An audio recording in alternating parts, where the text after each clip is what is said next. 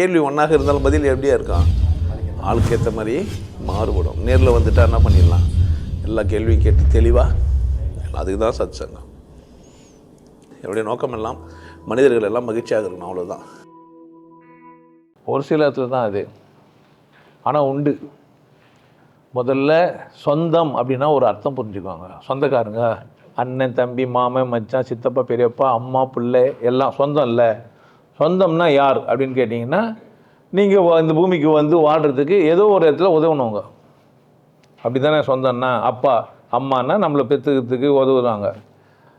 கணவன் அப்படின்னா என்னுடைய காமத்தை தீர்த்துக்கிறதுக்கு, என் குடும்ப வாழ்க்கைக்கு, பிள்ளைங்களை பெற்றுக்கிறதுக்கு போகிறதுக்கு. மனைவின்னா அதே தான். மாமியார் அப்படின்னா என் கணவனுக்கு வழிபட்டவங்க. மாமனார்னா என் கணவன் வழி வந்தவங்க, இல்லை மனைவி வழி வந்தவங்க. இந்த நம்ம இந்திய சமூகத்தில், தமிழகத்தில் பொறுத்த வரைக்கும் ஒரு பெண் தான் வந்து கணவன் வீட்டுக்கு வர்றத வழக்கமாக வச்சுன்னுக்கிறோம். அதனால் அந்த பக்கம் பையனுக்கு மாமியார் மாமனார் பிரச்சனை அதிகமாக வராது. ஏன்னா அவங்க அந்த பக்கம் என்ன பண்ணுறதில்ல, போகிறதில்ல. பெண் தான் இங்கே வந்துடுறான். மனைவிக்கு பயந்துருக்கிற ஒரு ஆண் யாரைனா ஒரு பெண்ணை பயமுறுத்தணும், தனக்கு கீழே வைக்கணும். மகளை பாசத்தினால மிஸ் பண்ணிட்டான், அவளை மெட்ட முடியாது. மனைவி இவனுக்கு மேலே ஏறி உட்காந்துன்னு ஆடுறா.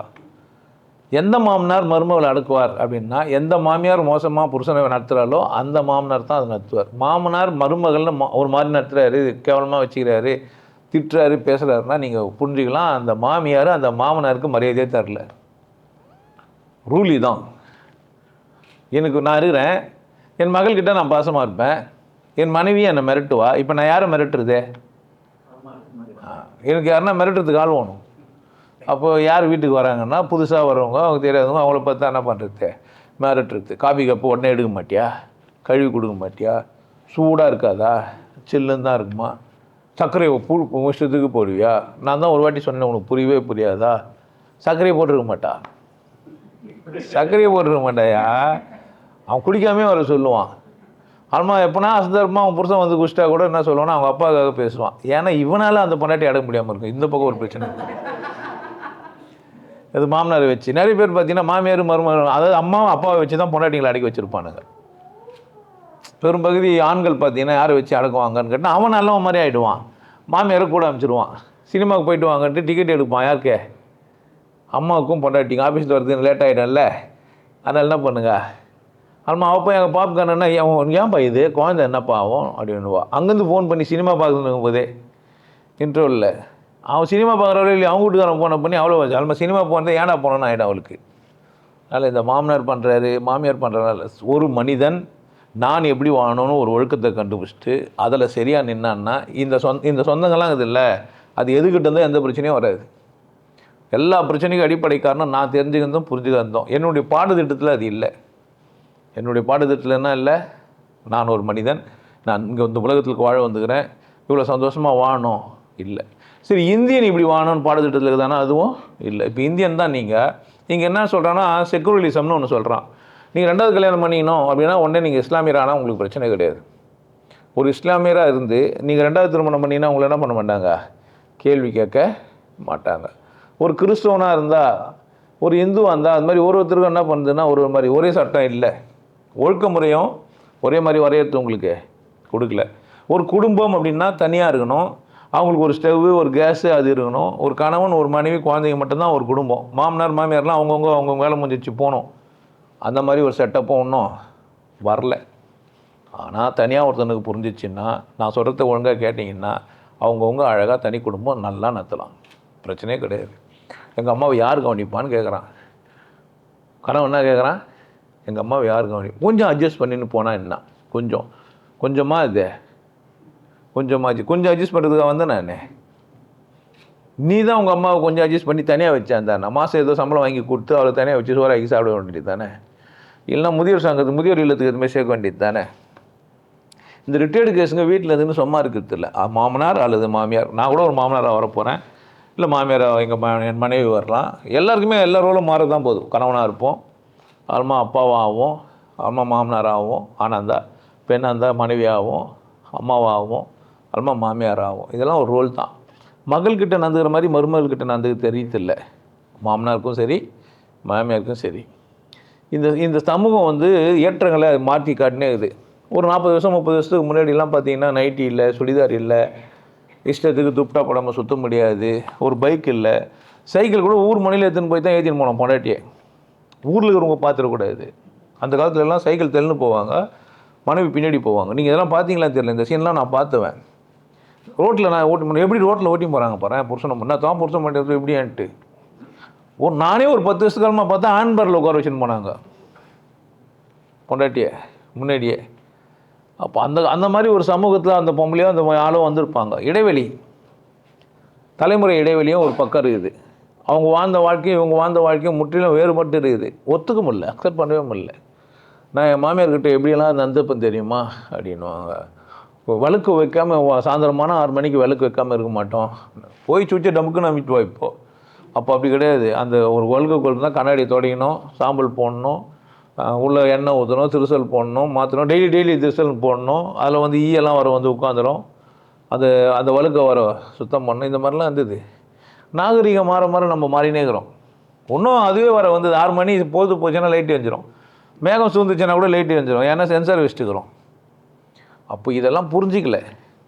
அப்போ நாம் முன்னேறும்போது இதையும் சேர்த்து புரிஞ்சிடணும். சமூகத்தோடு நம்ம புரிஞ்சும்போது நம்ம அப்பா இப்படி வாழலை, நம்ம மூதாதையர்கள் இப்படி வாழாதனால அவங்களுக்கு புரியாது அப்படியே நம்ம எடுத்து சொல்லணும். சண்டை போட தேவையில்லை, எடுத்து சொல்லணும். இல்லைன்னா நீங்கள் தனியாக இருக்குன்னு விட்டு வந்துடணும். அதை விட்டு ஒட்டி வாழ்ந்து அப்படியே சாத்தியமே கிடையாது. வெறுப்பும் காய்ப்புணர்ச்சியும் இருக்கத்தான் செய்யும். வாழலையே, அப்படிலாம் வாழலையே. அவங்களுக்கு புதுசு. நீங்கள் காஃபி மேக்கர் வச்சுக்கிறீங்க, அப்படி கிடையாது. அவங்கெல்லாம் காப்பி எடுத்து ஃபில்டரில் போடணும், அது தண்ணி ஊற்றி வைக்கணும், அது ஃபில்டர்லேருந்து இறங்கணும், பாலை சுண்டை காய்ச்சணும், இதில் 4 ட்ராப் போடணும். ஒரு பெரிய ப்ராசஸ் இது. இப்போ ஒரு டேப்லெட் எடுத்து அந்த இதில் மேக்கரில் காஃபி மேக்கரில் போட்டு ஒரு அமுக்குனா டர்ன்னு ஒரு சத்தம் கேட்கும், காப்பி வந்துடும். நீ சுகர் எவ்வளோ ஆட் பண்ணணும், பால் இன்னும் கூடிச்சு குறைஞ்சி, இந்த கதையே கிடையாது. அதில் வரது தான். அதை குடிச்சு தான் நீ என்ன ஆகணும். அப்போ நாகரீக மாற்றத்துக்கு ஈடு கொடுக்க முடியல அவங்களால. புரிஞ்சுக்கணும். நீங்கள் தனியாக நீ வேறு இவன் வேறு, எனக்கு இந்த காப்பி கொடுக்குறாப்பான்னுவாங்க. எக்ஸ்ப்ரெஸோவோ இல்லை இப்போ புதுசாக வர காப்பி கொடுத்தா எனக்கு ஒரு காப்பி தூள் போட்டு கொடுத்தா என்ன குறைஞ்சிருவாளான்னு கேட்பாங்க. ஒரு காப்பி போகிறது எவ்வளோ நேரம் ஆகும்னு தெரியல. ரீல்ஸ் போயினுக்குது பார்க்கணும், டிவியில் ஆடு போயினுக்குது பார்க்கணும், ஆஃபீஸுக்கு போனோம் பார்க்கணும், ஆஃபீஸ் போகிற கணவனை அனுப்பணும் பார்க்கணும், பிள்ளைங்களுக்கு சாப்பாடெலாம் கட்டி அவங்கள அனுப்பணும், வந்துச்சுன்னா குழந்தைங்க அதை ரிசீவ் பண்ணிடணும், இதுக்கு இடையில் துணியெல்லாம் துவச்சி வைக்கணும், இன் பண்ணி போடணும், மேட்சாக கொடுக்கணும், இன்றைக்கி புதங்காமல் வேறு ட்ரெஸ்ஸு கொடுக்கணும், ஷூவை துவைக்கணும், இவ்வளோ வேலை இருக்குது. இதெல்லாம் அந்த சனியனுக்கு புரியவே புரியாது. ஏன் நான் தான் சொல்லணும், பாருங்கள் இந்த வீடியோ பாருன்னொன்னே பார்த்தோன்னே சனியன் வந்துச்சு நான் திட்டினா பற்றியா இருந்தாலே எவ்வளோ பேசணும், அதெல்லாம் வந்துடாது. இந்த சனியை வந்து நிற்பாங்க, அந்தாலும் சரியாக பேச மாட்டான், அவனை பார்த்துனாக்கா இதுன்ட்டு. இப்போ மாமியார் பிரச்சனைலாம் கிடையாது, அது உங்கள் பிரச்சனை. தனிநபர் பிரச்சனையை நீங்கள் சொன்னா வாழ தெரியாமல் மாமனார் மேலேயோ மாமியார் மேலேயோ அல்லது கணவன் மேலேயோ பழிய போடுறீங்க. மனைவி சரியில்லைனா மனைவி பிரச்சனை, கணவன் சரியில்லைனா கணவன் பிரச்சனை. நான் சரியில்லைனா தான் அவங்கள சரியில்லைன்றேன். என் மாமனார் எப்படி எனக்கு சரியில்லாமானார்? அவருக்கு நான் எஜுகேட் பண்ணல, இல்லை அவரால் வாழ முடியாதுன்னு எனக்கு தெரியல, அவ்வளோதானே. மாமனார் வேஸ்ட்டு பீஸு பழைய டப்பா வெளியேற்று போடுன்னு சொல்லணுமா இல்லையா? அது எப்போ பெற்றாரு காப்பாற்றினாரு போனார்னு? என்னை பெற்றது நான் அவரை காப்பாற்றுறதுக்கா சொல்லுங்கன்ற நான். அப்பாலாம் அம்மாலாம் அதுக்கு என்ன கல்யாணம் பண்ணினேன்? என்ன அதுக்கே ஒரு குடும்பம் உருவாக்க பார்க்குறேன். தகுதியற்றவனா கூட நீங்கள் வாழ்கிறீங்க, அதான் உங்கள் பிரச்சனை. திருமணம் ஒருத்தன் ஏன் பண்ணிக்கிறான்? எனக்கு ஒரு பொண்டாட்டி, எனக்கு ஒரு குடும்பம் உருவாகிறதுக்கு தானே. இல்லை எங்கள் அப்பா அம்மா காப்பாற்றுக்கு வேலைக்காரியா? அதுக்கு யாருன்னா ஒரு நர்ஸை வேலைக்கு வச்சுக்க வேண்டியது தானே. நர்ஸை வேலைக்கு வச்சா போதாதா? நர்ஸை வேலையை பொண்ணிட்டு செய்ய சொல்கிற, அது நர்ஸே செய்வாங்க. அப்போது காசு கம்மியாகுது, பொருளாதார சிக்கல், உங்களுக்கு பணம் நிறைய நீங்கள் சம்பாதிக்கல, வாழ்றது எப்படின்னு தெரில, இந்த பிரச்சனையெல்லாம் சேர்த்து சம்பாதிச்சிங்க. அப்படிலாம் கிடையாது. நீங்கள் 10 ரூபா சம்பாதிச்சா கூட 2 ரூபா உங்கள் அப்பா அம்மா கொடுத்துட்டு 8 ரூபாயில் நீங்கள் வாழலாம். இங்கே பிரச்சனை பணம் கிடையாது. ஆனால் தெரியுமா, பணம் சொன்னா சொல்கிறீங்க. அவங்கவுங்கள வாழ்க்கையை வாழ விட்றது இல்லை. அப்பா அம்மாங்களை பிள்ளைங்களை பராமரிக்கிற ஒரு ஆயா தாத்தாவாக மாற்றிடுது. இதுவும் தப்பு தான். எனக்கு வேலைக்காரியை வச்சா குழந்தைங்கள பார்த்துக்கிறது கஷ்டன்றதுனால நான் என்ன பண்ணுறேன், என் மாமனாரையோ அல்லது மாமியாரோ கூட வச்சுக்கிறேன். தப்பு இல்லையா அது? அதுவும் தப்பு தான். நான் பெற்று நான் தானே காப்பாற்றணும். அப்போ அவங்க மாமனாருக்கு சம்பளம் கொடுத்துடணும், மேட்ரு முடிஞ்சிருச்சு. டீல் ஒழுங்காக பேசுறது இல்லை. நான் நர்ஸை வச்சா காசு அதிகமாக வைத்த நீங்கள் செய்யுங்க, நான் உங்களுக்கு இவ்வளோ சம்பளம் கொடுக்குறேன்னு கொடுத்துட்டா அதில் அவள் என்னென்ன செலவு பண்ணிட்டான் அதான் வச்சுட்டு வந்தானே. ரைட் அண்ட் ட்ரையெல்லாம் வாழ தெரில எனக்கு. என் பொண்ணுக்கிட்டேயோ என் பிள்ளைகிட்டேயோ நான் என்ன எதிர்பார்க்குறேனோ அதை சொல்கிறதுக்கு தகுதி இல்லாமல் இருக்கிறேன். நான் உன் பொண்ணை உன் பிள்ளைய பார்த்துக்கிறேன்டா, எனக்கு மாதம் இவ்வளோ கொடு, கேட்குறதுக்கு தகுதி இல்லை. அப்படி கொடுத்துட்டா இந்த மாதிரி பேச மாட்டாளுங்க. மாமனாருக்கு மாமிக்கு கூலி கொடுத்தீங்கன்னா என்ன பண்ண முடியும்? கூலிக்கு என்ன பண்ணி தான் ஆகுனா? அவ்வளோ உன்னை எத்தனை மணிக்கு ஏந்துக்குனா, நீ ஏன் ஏந்துக்கல, நீ ஏன் பால் வாங்கி கொடுத்தா கேட்க மாட்டேன். உன் வேலை என்ன? அதானே, உனக்கு மாதம் ஒரு 10,000 ரூபாய் தரேன்ல, 10 மணிக்கு வந்து குழந்தை தூக்கின்னு போ, 1 மணிக்கு எதாவது கொடு, திரும்ப நைட்டானா எத்தனை போய் உன்னை கூட கழட்டிக்கோ, அதுக்கு உனக்கு சம்பளம் தரேன். மாமியாருக்கு ஏன்டா சம்பளம் தரணும்னு கேட்குறீங்க? தர வைக்கணும், கொடுக்கணும். இது அசிங்கம் கிடையாது, கொடுக்கணும். ரைட் அண்ட் ரைட்டா? நான் வயசானா என்னால் முடியலன்னா நானும் என்ன தான் பண்ணேன், அதை தான் செய்யணும். என் பிள்ளை நான் உன் பிள்ளையெல்லாம் பராமரிக்கிறேன்டா, என்ன கொடு, அதான் ரைட்டு. அதை விட்டு அவன் எதனா மீந்து பந்து தருவான், நான் உட்காந்துன்ட்டு சரி இல்லைனா பொன்னாடி சொல்கிறேன். ஏன் மீந்து பந்த வாழை சாப்பிட்டு பார்க்குறீங்க? அப்படி செய்யக்கூடாது. ரிட்டையர்ட் ஆகிட்டீங்க, கவர் எடுத்து வந்து கொடுத்து பால் பாக்கெட் வாங்கினான்னு சொல்லும்போது உங்களுக்கு வெக்கமாக இருக்கணும். ஒன்றும் இல்லைன்னு சொல்லணும், நான் பால் பாக்கெட் வாங்கி தான் மாதம் எனக்கு என்ன பண்ணா இவ்வளோ காசு கொடுக்கணும்னு சொல்லணும். இதுலன்னா இல்லை, நீங்கள் கொடுத்து அனுப்பணும். அப்போ உங்கள் குடும்பத்தில் ஒரு புத்திசாலி கூட இல்லாதான் உங்கள் பிரச்சனையே. நான் வந்து சொல்கிறேன், உங்களுக்கு புரிஞ்சு நடந்துக்கோங்க. வேலை செஞ்சால் கூலி வாங்கிக்கோங்க, மேட்ரு முடிஞ்சிடுச்சு. வேலை செஞ்சால் கூலி வாங்கிக்கோங்க. ரிட்டையர்ட் ஆனால் பேங்க் பேலன்ஸை வச்சுன்னு கடிச்சு சாப்பிட்ற வரைக்கும் உங்களுக்கு ஓணும், பத்திரமா வச்சுக்கோங்க. புள்ள நல்லா இருக்கணும்னு எல்லாத்தையும் செலவு பண்ணிட்டு நீங்கள் நல்லா இல்லைனா அது உங்கள் குற்றம். அப்பா நல்லா இருக்கணும்னு சொல்லிட்டு பொண்டாட்டி புள்ளி கட்டிங்கனாலும் உங்கள் குற்றம் தான். அப்பா நல்லா இருக்கணும், அம்மா நல்லா இருக்கணும்ன்ட்டு யாரை கெடுக்கக்கூடாது? பொண்டாட்டி பிள்ளைங்கள கெடுக்கக்கூடாது. ஏன்? நீ எடுத்து நான் பொண்டாட்டி வேணும்ன்ட்டு. அப்போ அந்த பொண்டாட்டி உசாராக பார்க்குறது, பிள்ளைங்கள உசாராக பார்க்குறதுன்னா உங்கள் இஷ்டம் தான், உங்கள் கையில் தான் இருக்குது எல்லாம். ஸோ தனிநபர் புரிதல் ஏற்படாத வரைக்கும் இந்த குடும்ப வாழ்க்கையில் ஒரு பிரச்சனை. ஆனால் அதர்வைஸ் குடும்ப முறை நல்லா இருக்குது. எனக்கு ஒரு அப்பாக்குறாங்க, அம்மாக்குறாங்க, நல்லா இருக்குது. இல்லை இல்லைன்னா அடையாளம் தெரியாத ஒரு ஆளாக இருப்பேன், அனாதையாக இருப்பேன். என்னை யாரும் பராமரிக்க மாட்டாங்க. பராமரிக்கிறதுக்கு ஒரு வயசு இருக்குது, அது வரையும் தான் பராமரிக்கணும். காலத்துக்கு நம்ம பராமரிக்கணுன்ட்டு அவசியம் இல்லை. முடியும்னா நீங்கள் காலத்துக்கும் பராமரிக்கலாம், தப்பும் கிடையாது. அது பேசிக்கும். அந்த நிறைய பேர் நல்ல வேலைகள்லாம் வருவாங்க, ஆனால் சுயமாக சம்பாதிக்கவோ வாழவோ தெரியாது. சம்பாதிப்பாங்க, வாழ தெரியாது. எல்லாக்கிட்டையும் அம்மாக்கிட்டே போய் கேட்டுன்னு வைப்பான். புரியுதா? விட்டா நிறுவத்தையே மாட்டி தர சொல்லுவான் அம்மாவை. ஆமாம், அந்த மாதிரி சமூகம் இந்த சமூகம். அம்மாவை டிமாண்ட் பண்ணி அந்த அம்மாவும் அந்த புள்ளையை அது மாதிரி வச்சுருப்பா முட்டாளாவே. இப்போ அந்த மனைவிக்கு ஒரே பிரச்சனை, அந்த குடும்பத்துக்கு போன அந்த மனைவிக்கு ஒரே பிரச்சனை. இது என்ன கொடுமையாக இருக்குது, இப்படி இல்லாமல் ஒரு மனுஷன் இருப்பான், அவன் ஆம்பளை தானான்னு சந்தேகம்லாம் வரும் அவனுக்கு. அப்போது ஜட்ஜிக்கிட்ட தான் போய் சொல்லணும் இந்த தீர்ப்பெல்லாம். சார் இந்த மாதிரிலாம் வாழ்க்கை இருக்குது, அதுக்கு தான் விவாதம்னா ஒன்று வச்சுக்கிறாங்க. என்ன கேட்டால் விவாதத்துக்கெல்லாம் ஏன் போகிறீங்க? அது தேவையில்லாத ஒரு வேலை. வானன்னா வானன்ட்டுருங்க. தூரம் கணவனை கல்யாணம் பண்ணி இன்னொரு கல்யாணம் பண்ணினாலும் இதே பிரச்சனை தான். அங்கேயும் மாமியார்லாம் இருப்பாங்க. புரியுதா? நீங்கள் ஒரு கல்யாணம் முடிச்சுட்டு இன்னொரு கல்யாணம் பண்ணி 2வது கல்யாணம் பண்ணி நான் திருப்தியாக இருக்கேன்னு சொல்லுங்கள் யாரேனா. நான் டைவர்ஸ் பண்ணிட்டேன், 2வது கல்யாணம் பண்ணுகிறேன், நான் ரொம்ப சாட்டிஸ்ஃபைடாக இருக்கிறேன்னு எவனுமே சொல்ல மாட்டான். அவன் தான் ரொம்ப வேதனையோடு இருப்பான். அதுவே மேல் புழுகுதுங்கன்னுவான். அது எப்போ தெரியும்னா இன்னொரு கல்யாணம் பண்ண பேர் தான் தெரியும். உணவனை காதல்லே கூட நீங்கள் அதை கண்டுபிடிக்கலாம், ஆனால் அது கொஞ்சம் அவ்வளோ தெரியாது, கஷ்டம். எதுவும் வந்தாலும் நீங்கள் சம்பாதிச்சு நீங்கள் வாழறது வரைக்கும் வாழ்க்கையில் என்ன இல்லை, வெற்றி இல்லை. இந்த சமூகத்தில் சமூக ஒழுக்கம்னு ஒன்று சொல்லி நீங்கள் எவ்வளோ சம்பாதிச்சாலும் உங்களுக்கு மரியாதை இல்லாமல் ஆகிட்டாங்க. என்கிட்ட ஒருத்தர் வந்து ஆரம்ப கட்டத்தில் சொன்னார், அவள் டீச்சர் ஆகிறாளா, எங்கள் அம்மாவை பார்த்துட்டு இப்படி கொடுப்பா காசுன்னாரு. ஏய் சம்பாரிச்சு குத்துருவாளான்னு கேட்டேன். ஆமாம் அது கரெக்டுங்க, ஆனால் இப்படி கொடுப்பா, மூஞ்சி கூட பார்க்காம என்ன செம்ம திட்டி இப்போ 2 புள்ளியும் பெற்றுட்டார். டைவர்ஸ் போய் பாதையில் வந்துட்டார் வெளியே. நம்மக்கிட்ட வந்தால் அதெல்லாம் சரியாயிடும். தட்டி பட்டி டிங்கிறீங்களாம் பண்ணி பிரச்சனை உங்ககிட்ட தான். பிரச்சனை யார்கிட்ட தான்? மாமனார்கிட்ட ஒழுங்காக பேசாது யார் தப்பே? மாமா உங்கள் லிமிட் எவ்வளோன்னு சொல்லணுமா இல்லையா? மாமியார்கிட்டே அம்மா அவன் மாமியார் உணர் அம்மா தானே. லிமிட் எவ்வளோன்னா பயப்படுறா, புருஷன் விட்டா என்ன ஆகுறது, குடும்பம் என்ன ஆகுறது, அதான் பிரச்சனை. அம்மா தான் நான் அவ்வளோ ஒன்றும் கட்டின்னு வரடா, உன்னை தான் கட்டின்னு வந்தேன், யார் சொல்லணும்? அவள் சொல்லணும். இல்லைன்னா உங்கள் அம்மாவுக்கு பெல்ட்டு மாட்டி அனுப்புன்னு சொல்லணும், அவ்வளோ கூட வந்துடுறேன்ட்டு.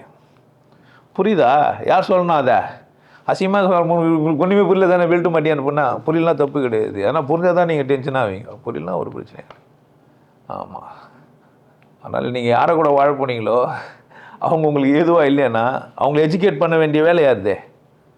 உங்களது தான். தேவையில்லாமல் என் விஷயத்தில் உங்கள் அப்பாவை தலையிட வேணான்னு சொல்லு, இதில் இன்னொரு கொடுமையெல்லாம் இருக்குது. தனி குத்தணும் போனோன்னா உங்கள் அப்பா ஒரு மாதிரி பார்க்குறாருன்னுவா. இவ்வளோ நல்லவெல்லாம் கிடையாது, இவ்வளோ கை தேர்ந்தவளாகிறா. அப்படியே பொண்ணுங்களும் வந்து நல்லவளுங்கன்னு நினச்சிட்டு போகிறீங்க. குடும்பத்தை பிரிக்கணும் என்ன பண்ணா? உங்கள் அப்பா நீ இல்லாத போது என்னை எப்படி பார்க்குறாரு தெரியுமா? அதைத்தான் நம்ம தான் சொல்லுவோம், எங்கள் அப்பா ரீலே ஒரு மாதிரி பார்ப்பாரு, ரியலாக எப்படி பார்ப்பாருன்னு. பார்த்த போகிறான் இருந்தாலும் கேட்க உனக்கு ரெடி பண்ண போகிறான்னு சொல்லலாம். இல்லை தேவைப்பட்டால் போய்க்கேண்டி அது ஒரு விஷயமா என்கிட்ட சொல்கிறேன்னு கூட சொல்லலாம். அப்படிலாம் சிம்பிளாக ஒரு விஷயத்தை முடிக்கிறது இல்லை. நம்ம பெரிய காம்ப்ளிகேட்டடாகி அது ஒரு பிரச்சனையாகி சண்டையாகி அம்மாண்ட போய் குடும்பத்தை பிடிச்சி இந்த கர்மெல்லாம் வருதுறானா தனியாகவே இருந்துருங்களேன். கல்யாணம் பண்ணும்போதே ஒரு வீடோ இல்லை வாசலோ ஒரு கிச்சனோ உருவாக்கி நீங்கள் தனியாக வாழணும்னு கல்யாணத்தை பண்ணுங்களேன். பண்ணலாமா இல்லையா? என்னென்னோ பொண்ணு பார்த்தீங்க, அதை பார்த்தீங்க, இது பார்த்தீங்க. பொண்ணு பார்க்கறதுக்கு முன்னாடி ஒரு வீடை பாருங்களேன். அப்படி தானே? அப்படிலாம் கிடையாது. வந்தோடனே குடும்பத்தை பிரிச்சிட்டான்னு வரும். நல்லா மாமனார் பிரச்சனை மட்டுமா அது? ஆனால் ஆதிக்க சமூகத்தில் புரியுதா ஏன் ஒருத்தர் அப்படிங்கிறாங்கண்ணே? உளவில் அடிப்படையில் ஒருத்தர் ஒரு மாதிரிக்கிறான். பொண்டாட்டி என்ன ஜெயிக்க முடியாத ஒரு மனுஷன் மருமகிட்ட ஜெயிக்க பார்ப்பான். மாமியாரும் அப்படித்தான், வாழலை, ஒன்றுமே இல்லை, கொண்டாட்டமாக இல்லை, வரவோ இப்படி வாழ்கிறா இல்லைன்ட்டு. இன்னும் சில மாமியார்கள்லாம் இருப்பாங்க, பொண்ணுக்கு நிறைய பார்ப்பாங்க. பார்த்துக்கிட்டீங்களா? பொண்ணுக்கு எதனா கொடுப்பாங்க. என்ன தெரியுமா? இவங்க வீட்டுக்காரன் டம்மி பீஸாக இருப்பானா, அதனால் மாப்பிள்ளையும் டம்மியாக தான் இருப்பான்னு நினச்சிப்பா. அதனால் இவ கொடுப்பா. ரெண்டாவது, புள்ள மேலே அசாத்திய நம்பிக்கை, நிறைய சம்பாதிப்பான்ட்டு. மர்மம் மேலே அது மர்மனுக்கு அசிங்கம் தெரியுது இல்லை, இந்த பொண்ணுக்கும் தெரியுது இல்லை. நம்மளே நம்ம வீட்டுக்காரனே அசிங்கப்படுத்துறா இந்த நாயின்னு. எங்கள் அம்மா அதை கொடுக்குறா இதை கொடுக்குறான்னு சந்தோஷமாக தூக்கின்னு போகிறது. என்னடா கொடுத்துருப்பானா? பழைய மாம்பழம், ஆமாம், இத்து போன ஓட்டு வடை சீடை இது தான் கொடுத்துருப்பா. புடவை மருமகளுக்கு புடவை எடுத்து கொடுத்துருப்பாங்க, வானான்ட்டாமான்னு எடுத்து கொடுத்துட்டுருப்பா. இல்லை திருட்டுத்தனமாக ஒரு 2 கம்பளியோ இதோ எடுத்து கொடுப்பா. திருட்டுத்தனமா அதில் இவ வந்து போதையாகிட்டு இருப்பா. ஏன்டி என் வீட்டுக்காரன் நல்லா சமைக்கிறான், நீ நல்லா ரெடின்ட்டு போகலாம் தானே? அல்பதனத்தில் தான். அந்த கொசுறு பாலுக்காக சாப்பிட்றோம் தாங்கிறான் எல்லாம். பால் 5 லிட்டர் வாங்கிட்டு இருப்பான், கொசுறு பால் ஊற்றலன்ட்டு அவங்ககிட்ட சண்டை போட்டு நின்றுப்பான். இந்த அல்பதனமானது தான். வாழ்க்கை கொண்டாட்டமானது. சந்தோஷமாக இருங்க. இந்த மாமனார்னா மாமியார்கிட்ட சண்டை போடுங்க, சனியனை தெத்தி விடுங்க. இல்லை வீட்டுக்காரன் கணக்காக அதை பொண்டாட்டி அம்மா அவன் கேட்க முடியாது இல்லை, அவன் நல்லவன் இல்லை, அதனால் அம்மா விட்டு கேட்பான். இல்லை அம்மா இப்போ எதுக்கு இந்த செலவுன்னு கேட்பா. அவன் தான் சொல்லியிருப்பான், இது மாதிரிம்மா கல்யாணம் வச்சுக்கிறாங்க, அது வச்சுக்கிறாங்க, அவங்க வீட்டில் ஏதோ சொந்தன்றாங்க, 20,000 புடவை எடுக்கணுன்றா, என்கிட்ட அது இல்லைன்னா அம்மாண்ட புடவைட்டு இவன் வந்துடுவான். இவன் ஆஃபீஸ் போய்ட்டுவானா வந்து என்னம்மா கல்யாணமாம்மா என்ன பண்ண போகிறீங்க? ஒன்றுமே தெரியாத மாதிரி. இதெல்லாம் குடும்பத்துக்குள்ளே இந்த நாடகம்லாம் உங்களுக்கு வந்து இதெல்லாம் இது நான் சொல்கிறதெல்லாம் நீங்கள் நாடகத்தில் போய் இதை பார்த்து கூட நாடகத்தில் சீனை வச்சாலும் வச்சுருவானுங்க. ஒரு மாமனார் ஏன் அப்படிங்கிறான்னு சொன்ன உடனே அந்த மாதிரி சீனை வச்சு அவங்க மாமனார் பண்ணுற மாதிரி ஒரு சீனை வச்சுக்கலாம், தப்பு இல்லை, எப்படியோ சந்தோஷமாக இருக்கட்டும். பட் ஒவ்வொரு தனி நபருமே நான் யார், என் குடும்ப அமைப்பு எப்படி இருக்குது, என் குடும்பத்தில் நான் எப்படி நடந்துக்கணும் அப்படின்னு யோசிக்கணும். சரியா? என் மனைவியை கூட சொல்கிறேன், என் மனைவிக்கு நான் எவ்வளோ சொல்கிறேன், கேட்கறதில்ல. எடுத்த பொருள் ஏற்றத்தில் வெளியே போகணுன்னு ரூமுக்கு போய் பயந்துட்டு வெளியே வந்துட்டேன், ரூம் இல்லை இதுன்ட்டு. ஒன்றும் செய்ய முடியாது. சில பேர்லாம் நீங்கள் எவ்வளோ சொன்னாலும் மாற மாட்டாங்க. அது ஒரு சந்தோஷம் எனக்கு. ஆக்சுவலாக துக்கம் தானே பண்ணால் நான் சந்தோஷப்படுவேன். எவ்வளோ சொல்லியும் மாறாது ஒரு பெரிய விஷயம். ஸ்ட்ராங்காக எவ்வளோண்ணா நீ சொல்கிறது தானே சொல்லு, சச்சங்க தான் என்ன அது எனக்கு அது மாதிரி இஷ்டம் தான். பொண்டாட்டி சொன்னால் உங்களுக்குலாம் ஒரே சந்தோஷமாக இருக்குது இல்லை, எனக்கு எவ்வளோ கஷ்டமாக இருக்கா. எனக்கு ஒரு அம்மா இல்லை, கூட வந்து மாமியார் வச்சு தொல்லை பண்ணலான்னா தனியாக போயிட்டாங்க. என்ன சொல்கிறது, எங்கள் அம்மா தான் என்ன பண்ணலாம், இது பண்ணுறியா அது பண்ணுறது. என் பிள்ளைக்கு எண்ணெய் நிறைய ஊற்றாது, சீக்கிரம் சாவடி பார்க்குறியா, நீ தாண்டி விதவை ஆகிடுவேன். ஆனால் நீ விதவை ஆகிடலாம், எனக்கு பிள்ளைலாம் இருக்க முடியாதுனாலாம் கம்முன்னு ஆகிடுவா தானே. எண்ணெய் ஊற்றத்தை குறைப்பா. எண்ணெயிலே சோறு செய்யலாம்னு நினச்சா என்ன பண்ண முடியும் நம்ம? ஒன்றும் செய்ய முடியாது. போனால் எங்கள் வீட்டில் எண்ணெயில் சோறு செய்கிறாங்க நினச்சிக்க போகிறீங்க, எண்ணெயில் அரிசி வேவாது. யார் கவனமாக இருக்குண்ணா? மாமனார் மாமியார் மருமக பிரச்சனை எல்லாம் யார்கிட்ட? எல்லா பிரச்சனைக்கும் தலையாயமானவன் நான் தான். எவ்வளோ வேல்யூ பண்ணமோ அது என்ன பண்ணல, வேல்யூவை கூடவும் குறையவும் இல்லாமல் அளவாக வச்சுக்க எனக்கு தெரியல. அளவாக வச்சுருந்தா யாரும் இருக்கும் இடத்தில் இருந்து கொண்டால் எல்லாம் சௌக்கியமே. யாரும் இருக்கிற இடத்துல இருந்தீங்கன்னா உங்கள் இருப்பு கடவுளால் ஆனது, உங்கள் குடும்பம் ஒரு அழகானது. அசிங்கமான குடும்பம்னு ஒன்று இல்லவே இல்லை. எல்லா வீட்டிலும் ஒரு முள்ள மாறிக்கிறான். ஆமாம், மேத்தா ஒரு கவிதை எழுதியிருந்தார், வீட்டுக்கு ஒரு நாய் வளர்ப்போம் அப்படின்ட்டு எழுதியிருந்தார். நல்லாயிருக்கும். அது தெருநாயா சுருநாயான்னு பார்க்குவானா, ஆனால் ஒரு நாய் கூட்டத்தோடு அது சேர்ந்துருக்கணும்னாரு. அதாவது அரசியல் தலைவருக்கும் உங்கள் வீட்டில் ஒரு ஆள் இருக்கணும், அரசியல் பெருமக்களை தெரிஞ்சவங்க. அப்போ தான் காரியம் எதுனா ஒன்றா அவர் மாதிரி வீட்டுக்கு ஒரு அறிவாளி இருந்தீங்கன்னா, இந்த மாதிரி என் வீடியோ பார்க்குறவங்க இருந்தீங்கன்னா வீடு நல்லாயிடும், குடும்பமே நல்லாயிடும். கொஞ்சம் முதல்ல சிக்கலாகிற மாதிரி இருக்கும், அப்புறமா சிவகி சொன்னது தான் சரின்னு வந்துடுவாங்க. அது மாதிரி நிறைய குடும்பத்தை மாற்றிட்டேன் நான். ஒரு குடும்பம் வெளிநாட்டுக்கு போய் வாழுது, நிறைய குடும்பங்களை சந்தோஷமாக்கிறேன். முதல்ல ஆனால் பெரிய பிரச்சனை தான். என்னை சந்தித்த உடனே ஒரே டென்ஷன் தான். நல்லா இருந்தடா ஜெயராமா, நல்லா இருந்தேன், நான் உப்பு இல்லாமல் இருப்பேன், அழகாக உட்காந்து சாப்பிட்டேன். ஏன்னா வேதாத்திரி சொல்லிட்டு உப்பு இல்லைனா கூட பாடிக்கிட்டு என்ன பண்ணுறது, சினம் தவிர்னு ஒரு பயிற்சியே கொடுத்துக்கிறாரு. இங்கே வந்தால் உப்பு இல்லைனா திட்டினா தடா சரியாக போடுவா அடுத்த வாட்டின்னு ஒன்று பக்கு நாமம் தானே. இப்போ வீட்டில் சமையல் நல்லா தான், நானும் நல்லா சமைக்கிறேன். இப்போது அவங்களே தான் முதல்ல சொன்னாங்களே, முதல்ல கொஞ்சம் வலிக்கும். ஆல்மா நான் சொல்கிறது தான், ஆமாம் வேறு வழி கிடையாது. அதுக்கு தான் சச்சங்க தைரியமாக நிறுத்திக்கிறேன். ஏன்னா தப்பானா வந்து என்ன பண்ணுங்க, நிறைய பேர் தப்பு தப்புன்னு வெளியே பேசி நிற்பாங்க, இங்கே வரவே மாட்டாங்க. இங்கே வந்தால் கூட சேர்த்து கும்மி வச்சுருவான், நமக்கு எதுக்கு இந்த வெம்புன்னு மறைந்திருந்தே தாக்குறது. நம்ம நேராகவே தாக்கும், இதில் பிரச்சனையே கிடையாது. உங்களுக்கு எப்படி இருக்குதுங்க, நீங்கள் யாருன்னு கேட்டால் அவனே சொல்லுவான், ஆமாம் என் பொண்டாட்டி ரொம்ப மோசமானவோ, என்னை திட்டுவா, அதனால தான் என் வரும்போது அவனே சொல்லுவான். நான் சொல்கிறது இல்லைன்னா நீங்கள் போய் செக் கூட பண்ணிக்கலாம். சந்தோஷமாக வாழுங்க. கடவுள் படைத்த உலகம் இது, மனித சுகத்தை மறுப்பதில்லை. உங்களுக்கு எல்லாருக்கும் ஒரு விஷயம் சொல்கிறேன், ஆனந்த வாழ்வு அப்படின்ற ஒரு கோர்ஸ் யூடியூப்பில் போட்டு வச்சுக்கிறேன். Happy life course. நீங்கள் மெம்பர் ஆனீங்கன்னா ஆனந்த வாழ்வு கோர்ஸை நேரடியாக நீங்கள் யூடியூப்பில் பார்க்கலாம். ஃபேமிலியாக டிவியில் போட்டு என்ன பண்ணலாம், எல்லாரும் ஃபேமிலியாக போட்டு பார்க்கலாம். ஒருத்தர் தான் சப்ஸ்கிரைப் பண்ணீங்க, 5 பேர் 6 பேர் என்ன பண்ணலாம், நீங்கள் அதை பார்க்கலாம். வாய்ப்பு பயன்படுத்திக்கப்பா. இறைவை உணர்வோம், இன்பத்தில் கிடைப்போம். குருசில யோகிய நாடு, உன்னை நீ கொண்டாடு, கொண்டாட்டம் உனது பிறப்புரிமை. மனம் மறப்போம், மனிதம் வளர்ப்போம். நல்லா இருங்க, சிறப்பாக இருங்க, கொண்டாட்டமாக இருங்க. உங்களை நீங்கள் மதிப்பு மிகுந்தவராக மாற்றுறது உங்கள் கையில் தான் இருக்குது. நல்லா இருங்க. நான் ஒரு வாய்ப்பு, என்னை பயன்படுத்திக்கலாம். நல்லது.